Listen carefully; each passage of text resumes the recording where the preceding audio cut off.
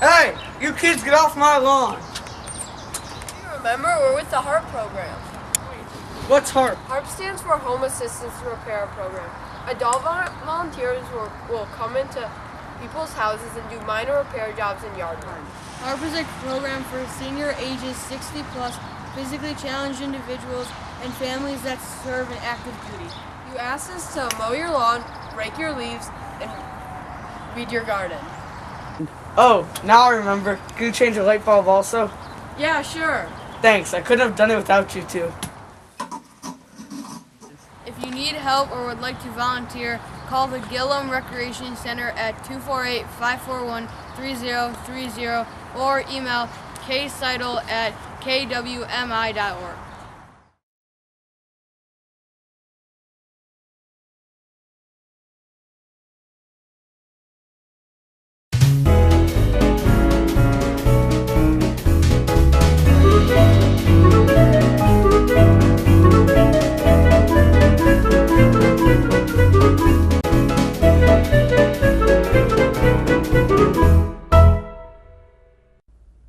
Hello, and welcome back to another episode of Commissioner's Corner. I'm your host, City Commissioner Joe Rozell. Thank you for joining me on another one of my programs where I hope to bring to our residents topics that are of interest. And so on this quarter's episode, I have with me Mr. Paul Walton, who is Oakland County's Chief Assistant Prosecutor. Welcome to the show. Thanks, Joe. Thanks for having me here. Very good. I was going to talk a lot about, we're seeing in the social media, folks are posting things and doing things that really didn't exist years back. And I know your office is very busy with a lot of what's happening in social media nowadays, especially as it affects our school children. And I'm wondering if you could talk to the folks in our community a little bit about what's going on with that and the dangers of what some of our younger folks are doing on social media. Sure, absolutely. When I started in the office in 1991, and there was no social media at the time. In fact, no one had computers on their desks. And as the office has progressed, the one great thing that I think exists for a prosecutor in solving and moving cases forward is social media. Because it is amazing the things that people will say on social media. Oh, sure. And in fact, I can't think of doing a criminal case now without some aspect of social media. And with that said, there's a realistic danger that I think a lot of people kind of overlook, and that's particularly to our kids. Oftentimes they'll be handed a device and they're kind of pushed off into a corner and say, you know, good luck. Let's see how you manage this. Right. And the reality is oftentimes they find themselves in a dangerous situation where they are either being pursued by a predator, or what they are doing is they're engaging in activities that could be a danger to themselves in either the legal sense or in their career as a student. So what we did back in 2009 is we initiated a program where we go out to area schools and we talk to students, usually 6th, 7th, 8th, and 9th graders, Okay. about responsible social media. And that included everything from what social media was, what types of dangers you could expose yourself to, how to deal with people that were pursuing you or predators, Sure. and also, you know, the dangers of posting risky photographs. Those that would qualify as sexting, and also even just risky photographs as far as engaging in activities that a future employer, if they Google your name, would Sure. pop up, Sure. and how it may prevent you from going to school, a school or a college you want to get into, or prevent you from getting the job that you want. And that was kind of the general vein of the presentations. And it's evolved in last couple years. But in the last couple of years, we have spent an inordinate amount of time, unfortunately, talking to students about the idea of, as frustrated as you may get, and as angry as you may get, when you post something on a format like Facebook, I know that there are other social media Right. outlets that students are going to use, and you post something along the lines that you're going to cause harm to another person, that there is going to be a law enforcement response. And it is going to be anything from the police showing up to your house to shutting down schools. And what we found is, after the Parkland shooting in Florida, is that we had this great movement of students who were trying to combat firearms, the firearm danger, AR-15s, Sure. automatic weapons, things like that. Gun violence. Gun violence. Right. And there was this great movement among the students. We also saw kind of a similar but dangerous movement among students who were using social media to draw attention to themselves, where they would post a threat out there such as, I'm really angry at teacher so-and-so, I'm going to go to school, I'm going to shoot her, him, or other students. Well, the response when other members of the community being the school community, see this, is that they're going to report it. Right. And the response from the school is oftentimes to shut down the school to make sure that the students are safe. And the response from law enforcement is to initiate an investigation. And the reality is that if you post a threat, even if you do not intend to carry out that threat, It's out of frustration or something. out of frustration, out of anger, trying to draw attention to yourself, if you post that threat, you have committed a crime by hitting send. And that is the false report of an act of terrorism. And if you are prosecuted as an adult in this state, that is someone over the age of 17, Okay. that is a 20-year felony. Wow.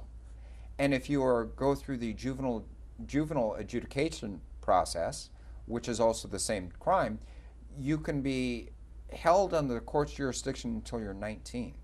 Now, just imagine, you're a student, you're trying to achieve some type of independence, you have done a reckless or dangerous post, and now you're going to have the courts telling you when to get up, who your friends can be, when you can drive, what kind of job you can have, what classes you can take.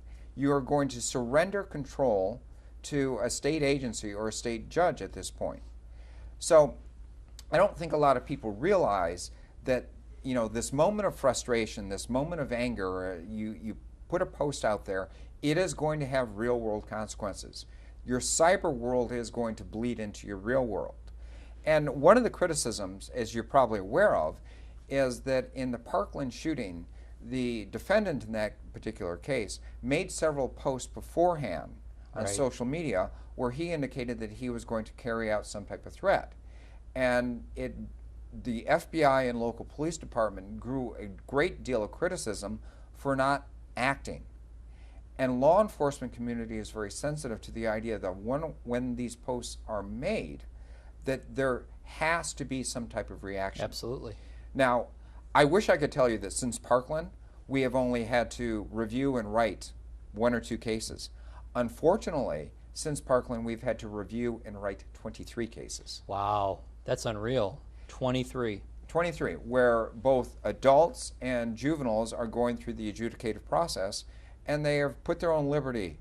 Now, what concerns me, and it should, is that very quickly is when a threat is posted, the school district and or police agencies are usually quick to respond to conduct an investigation.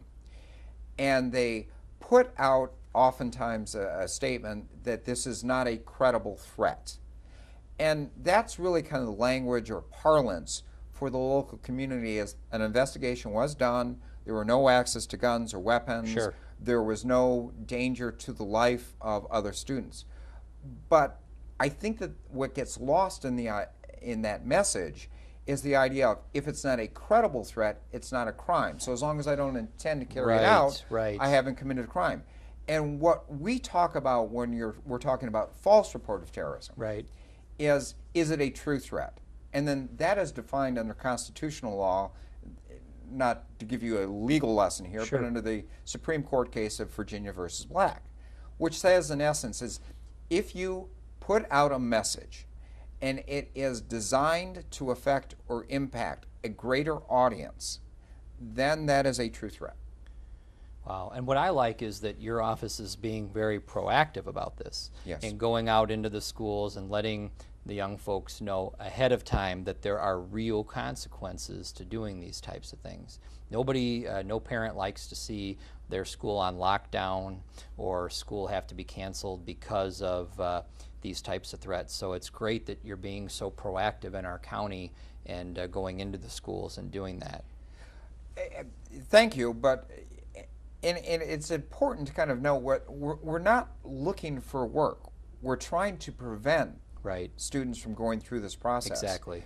And, you know, the focus is oftentimes made on students. But the reality is we're seeing adults do this as well. That they are frustrated with something that has happened at work. You know, their Starbucks wasn't warm enough when they Sure. got it. Sure. Whatever it is. And their outlet is to go onto social media and just communicate a threat, and that is going to be responded to, especially in this day and era. Sure. And it has to. Law enforcement must take this stuff seriously. Yeah. And the ramifications for your personal life can be devastating. Yeah, interesting times in which we live for sure. Like I said, when I started with the office back in 1991, there was no thought of workplace violence. Now, the county has initiated several programs, and our office has actually developed a protocol for our office to deal with an active shooter. Sure. And we train with the Sheriff's Department, we train with other law enforcement agencies, and that is just kind of the reality that we're dealing with in today's era. So you started with the office in 1991. 1991, yes. And what did you do before you joined the prosecutor's office? Well, before I was at the prosecutor's office, I was obviously a law student. Okay. And when I was actually an undergraduate, I decided that I wanted to be a prosecutor. So Great. my entire career, scholastic career, was geared towards trying to become a prosecutor. So I interned at a couple of different offices, including the U.S. Attorney's Office. And while still in law school, I was hired as an intern clerk by the Oakland County Prosecutor's Office. And that's where I started my career at the county. Wow. And then from there, I advanced through our warrants division, All right. our district court division, circuit court division, which is our felony trial division. And for 1996, I was appointed as a major crimes prosecutor, which means then that cases that were designated by the administration as being a major case, which included all homicides, I was part of a unit that would prosecute those cases. Okay. So for the vast majority of my career, I have been in the major crimes unit prosecuting those types of cases. Some of the biggest cases that we've had in our county.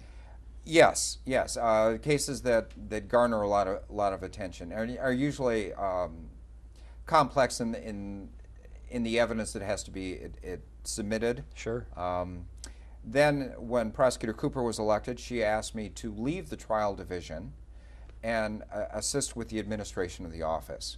And this was during an era when, if you recall, back in 2008, 2009. We had a major economic meltdown. We did. Yes, we did. So we were trying to figure out how to continue operations with a more lean staff. We had to lose about 15, 20 positions within the office. But still, every day these cases had to be addressed. We had to have staff in court to address the victims' concerns. So we reconfigured the office to address the economic times and also still deal with the individual cases that we had. Well, that's a great story. I mean, literally started out as an intern in the office and worked your way all the way up to chief assistant prosecutor. Well, thank you. That's a great story. It's been the most rewarding career. I can imagine. I definitely can imagine advocating for victims of crime and making sure justice is served definitely can be very rewarding. You know, here in Huntington Woods, we think of ourselves as a very safe community. We're very fortunate. We have an excellent public safety department that is very vigorous, and we enjoy the benefits of what we've considered a low crime rate. And in Oakland County in general, I think we're generally pretty fortunate. Talk a little bit about sort of the crime you see in general in Oakland County. And I also noticed in the news was Wayne County, and a lot of these rape test kits that weren't tested and were sitting in a warehouse. It was shocking to think that all these victims of either domestic violence or sexual assault had rape kits that weren't tested. Is that the case here in Oakland County? What's our sort of overall crime picture look like, and do we have a similar situation to Wayne County with untested kits? That is a lot to unpack, but we'll see what we can do here. Right. Okay. You brought up Huntington Woods, and Huntington Woods is a very safe community. You have got not only a very active and engaged police department, but also a police agency that also shows a lot of community involvement. And that's really kind of the cornerstone of making a community safe. We've seen that with the Sheriff's Department in Pontiac, becoming much more active with civic groups, churches, community leaders, and it has made a huge difference in the crime rate in Pontiac. That's great. But what we see mostly is Huntington Woods, because of its location, we have a lot of traffic-related incidents, which would be drunk driving and things like that. Sure. But we don't see a lot of violent crime. And I think, again, that's more of a credit to the fact that you have a very active police agency and community involvement. But one of the biggest problems that we see kind of countywide is, well, by example, over the last 10 years, statistically, we will see or prosecute between 12 and 17 homicides in a given year. Okay. And of those 12 to 17 homicides, 80 to 90% of them are domestic violence related. Wow. So domestic violence is is a crime that doesn't know borders. True. Does not know an economic parameters, and it really impacts all communities. And it's very difficult for police to go into a house and resolve a domestic situation beforehand. But there are a lot of communities, such as Huntington Woods, Troy is also an excellent example, who have taken the added step of partnering with other groups such as Haven, religious organizations and leadership, to try to resolve domestic situations before they reach the point of violence. That's right. It's very important. And that has proven to be very effective. By way of example, like I said, in Oakland County, we're seeing between 12 to 17 homicides in a given year. Compare that to some other counties, like let's say Wayne County. In Wayne County, in a given year, at least reported by the police agencies, they are seeing between 200 to 400 homicides or murders in a given year. Wow. And significantly more than we're seeing here. Yes. And there are a myriad of reasons for that. Sure. But you can imagine the tremendous resource loss and investment of time in policing that is necessary to bring those numbers down. And you mentioned by way of example, for example, DNA testing. DNA testing has made a huge difference in effective law enforcement. And you asked specifically about the 10,000 rape kits that were recently reported. And I think HBO actually did a documentary involving the Wayne County Prosecutor's Office.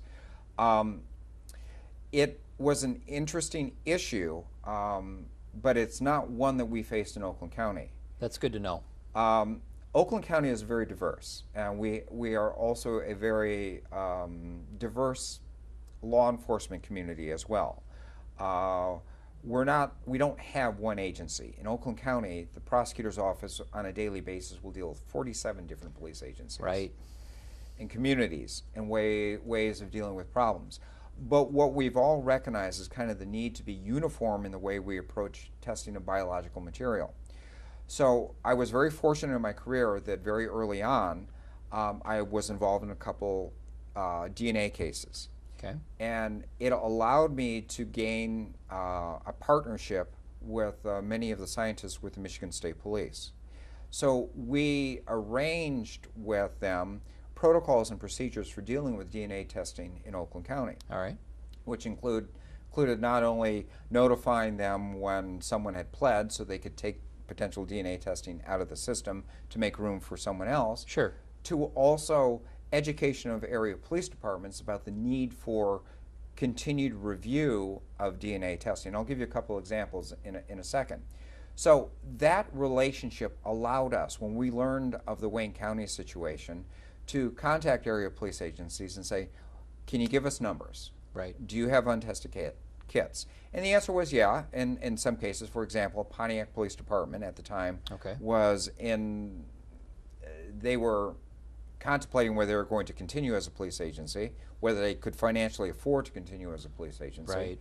And they chose to go with the Sheriff's Department, so that was reorganized. So in that reorganization process, yes, there were some kits that were untested, and we made sure that they were immediately brought to Michigan State Police for testing.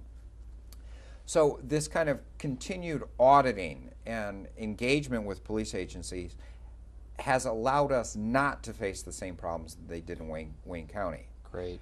And it's also made our trial staff better organized and cognizant of not only what DNA testing does, but its limitations and how to address those limitations and how to spot those as issues and how to bring it to the attention of law enforcement. So by way of example, when Wayne County and Michigan State Police made the announcement that they had 10,000 untested rape kits, we initiated a training and education program for local law enforcement. Okay. And we went out and we spoke with them about, go through your cold cases. If you have any untested rape kits, make sure you get them to Michigan State Police right away. But more importantly, if you think you have had DNA testing done on an item before, go back and pull those records. Okay. What type of DNA testing was done? Because if it was done pre-1996, it wasn't the type of DNA testing now, which is called STR, testing, short tandem repeat, that is allowed for submission to the FBI's CODIS, which is Combined DNA Indexing System, database. So if you have a test that was performed pre that era, do yourself a favor and resubmit it. Okay. And resubmit it for STR testing. Because, I mean, technology has evolved, and so it's likely to maybe identify folks in cold cases or things that you maybe not have found before. Excellent point, and absolutely correct. With this kind of redefined reevaluation of physical evidence, and not solely because of this, but this kind of constant review by area police departments as to the biological and physiological evidence that exists, it has allowed us to solve through the CODIS database something like 10 unsolved homicides. Wow, isn't that something? It is for a number of reasons. One is that we're taking someone potentially dangerous off the streets. Two is it helps the victims' families understand what happened, and three, it also gives the community a sense of safety, reassurance, and knowledge of the fact that these cases will continually be investigated. There is no statute of limitations for murder. Right. So if there's a murder case out there, if you know information about it, bring it forward to your area police department. It will be investigated. We have, for example, this was not a DNA case, but our office learned of information from a homicide in 1968 that we ended up prosecuting just a couple years ago. Wow. And gaining a conviction. Someone who thought they were going to get away with it and eventually was caught.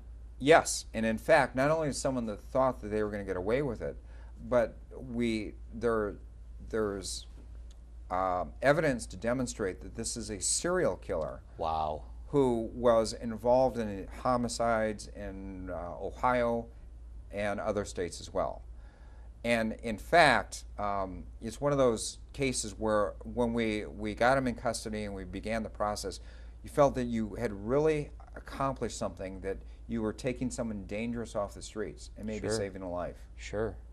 So getting back to your initial question, no, we don't have the same issues that we do with DNA testing. We've been very proactive in it, and in fact, we've been so proactive in it, and our law enforcement community and partners have acknowledged the need for DNA and other testing materials or methods, that the Sheriff's Department has actually opened a DNA lab. County Commissioner Helene Zach came and spoke to us at one of our city commission meetings and mentioned that our Sheriff's Department is now online with a DNA testing lab, and what a benefit that is, and that our cases can be processed locally and not have to wait in line, say at a state police laboratory, behind samples from the 82 other counties around our state. Well, absolutely. I mean, Michigan State Police Forensic Unit is an extremely small department. Okay. In comparison to the state at large.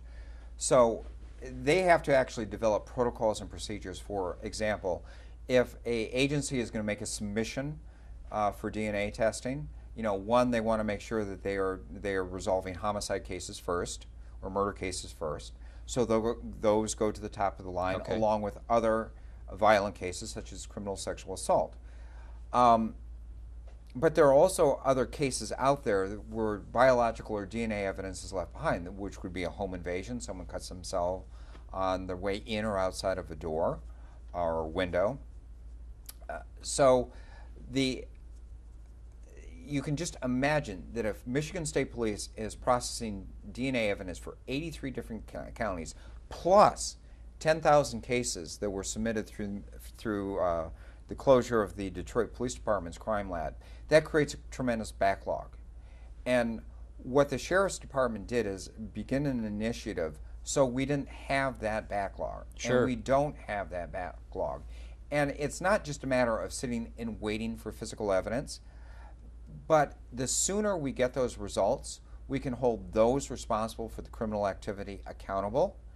And also, DNA has been used in a lot of cases to exonerate right, people that were suspects in the case. For example, the very first DNA case that was DNA was successfully used in a prosecution was out of England. It was the Colin Pitchfork murder case, where the local authorities were convinced that they actually had a confession or statement from a suspect that he was involved in a brutal rape murder.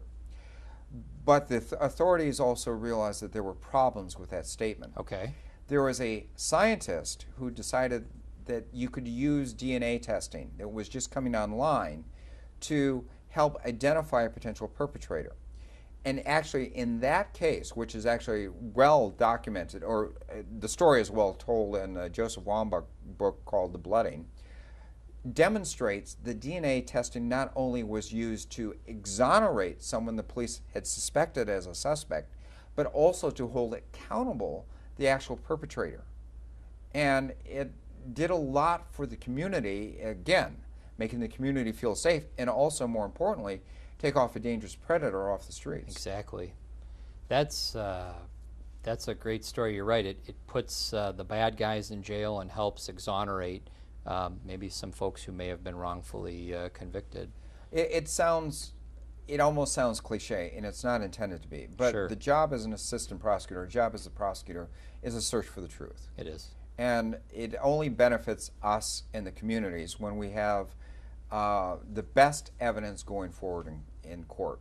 Not a suspicion, not an allegation, but actual evidence that points to the guilt and, in some cases, the innocence of an individual.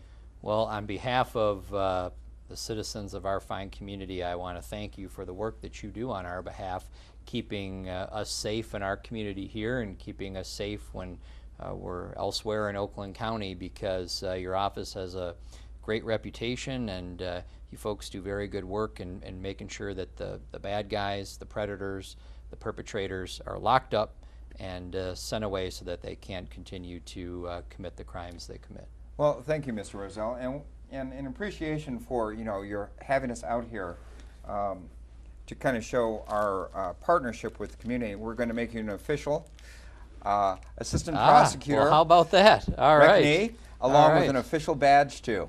All right. I have Or an unofficial badge, Yes, I should say. an unofficial. I have an unofficial badge and a prosecuting attorney hat. Very good. Well, thank you very much. Appreciate you taking the time to be here on the show, and we will be back next quarter where I'll have another show and another guest. And in the meantime, if you have any questions or comments, concerns about your city government, feel free to reach out to me. My email address is jrozell@hwmi.org, or you can call me on my cell phone, and that number is 248-719-9169. Until our next episode, thank you for joining me.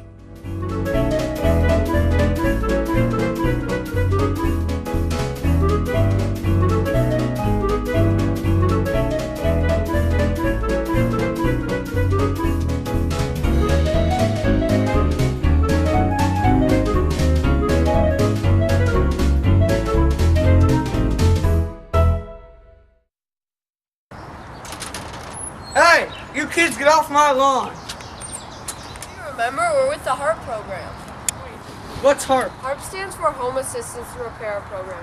Adult volunteers will come into people's houses and do minor repair jobs and yard work. HARP is a program for senior ages 60 plus, physically challenged individuals and families that serve in active duty. You asked us to mow your lawn, rake your leaves, and weed your garden. Oh, now I remember. Can you change the light bulb also? Yeah, sure. Thanks, I couldn't have done it without you two. If you need help or would like to volunteer, call the Gillum Recreation Center at 248-541-3030 or email kseidel@kwmi.org.